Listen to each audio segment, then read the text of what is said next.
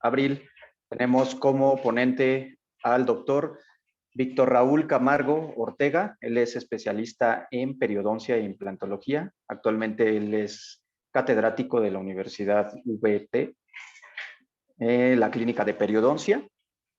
Ay, creo que ya me salí. Sí, ya creo que ya me sacaron. Sí, no, doctor, se escucha usted ¿sí perfectamente. Pero sí, es te que me escuchas. sacó de la computadora, del celular todavía sigo. Perdón. Tenemos al doctor Víctor Raúl Camargo, nuevamente repito por si se me fue por ahí un poquito de tiempo. Él es especialista en periodoncia e implantología. Actualmente es catedrático de la Universidad VT en la clínica de periodoncia. Y el día de hoy pues, nos va a compartir una excelente ponencia que yo creo que a mucha gente le gusta esta parte del manejo de la sonrisa gingival. Adelante, doctor Raúl, todo tuyo, el micrófono.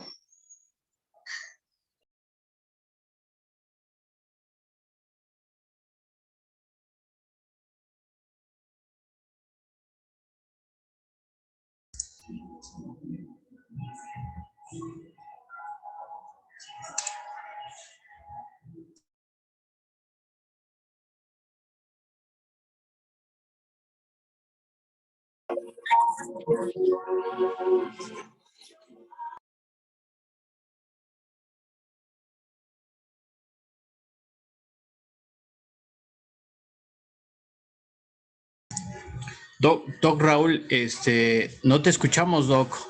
Está apagado tu micrófono. Sí, no te escuchas, Raúl. Ah, ahí está. Perdón. Listo.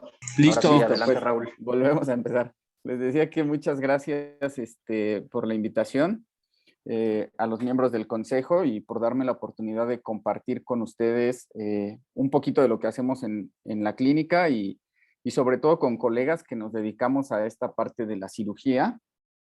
Y escogí este tema para compartir con ustedes de sonrisa gingival porque los manejos son varios. Entonces, tendríamos que empezar diciendo que la sonrisa gingival, o recordando que el término de sonrisa gingival no es un diagnóstico, sino que más bien obedece a un término descriptivo. Y ya sobre la práctica iremos viendo que dependiendo de la patología o dependiendo de la alteración que exista, podremos tener diferentes manejos, algunos quirúrgicos, algunos otros no, de la sonrisa gingival. Entonces, pues bueno, antes de empezar con la parte que a todos nos gusta, que es un poquito de las técnicas quirúrgicas, solamente como un repaso muy rápido, tener en cuenta estructuras básicas o distinguir tejidos diferentes dentro de la cavidad oral, como es la mucosa oral. Después tener muy claro qué es la encía queratinizada y dónde está. Vamos a ver que existen diferentes biotipos y diferentes grosores de encía queratinizada, todos en salud, pero con características que los manejos del paciente serán diferentes.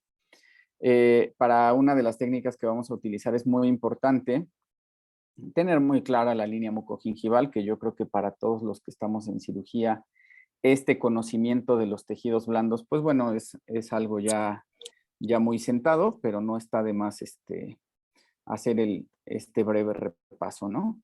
Saber que dentro de los pacientes, incluso si todos están en salud, encontraremos diferentes biotipos gingivales, desde un biotipo muy grueso, como el que ustedes pueden ver aquí en la pantalla, uno mediano, que es el que tendría la mayoría de los pacientes, o uno muy delgado, con poca encía queratinizada, pero también en un estado de salud.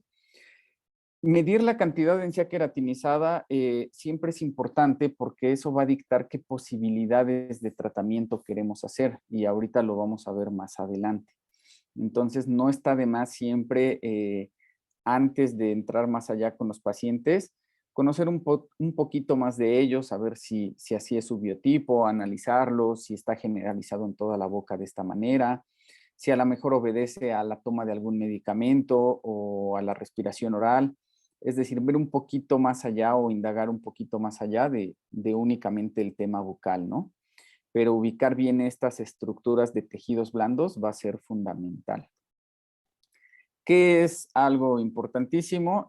Si por acá hay alguien que haga perio, sabrá que se describió el espesor biológico, y este espesor biológico lo describe Cohen desde el 62, apenas en la clasificación en la nueva clasificación de enfermedades periodontales del 2018, se le cambia el nombre y se le deja de llamar espesor biológico y se le dice tejidos supracrestales, ¿no? Pero básicamente lo que nos hace referencia es que tendremos en promedio 1 milímetro de encía libre, que corresponde muchas veces al surco. Después tendremos 1 milímetro de encía insertada, que ya es el epitelio de unión y no el epitelio del surco. Y después tendríamos otro milímetro de tejido conectivo antes de la cresta ósea. Entonces, de la cresta al margen gingival, más o menos el espesor biológico se reconoce como un grosor de 3 milímetros. Y esto es muy importante porque, dependiendo del procedimiento que hagamos más adelante, vamos a tratar siempre de restablecer este espesor biológico. Recordemos que el cuerpo exige sus espacios y los tejidos exigen sus espacios.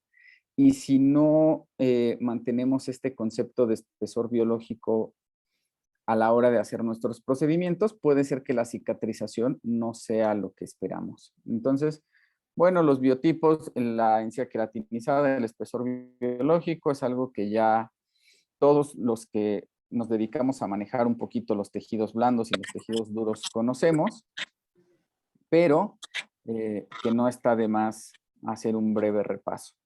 Lo interesante acá es cuando le empezamos a llamar sonrisa gingival y cuando empieza a ser un problema que tenemos que manejar con los pacientes.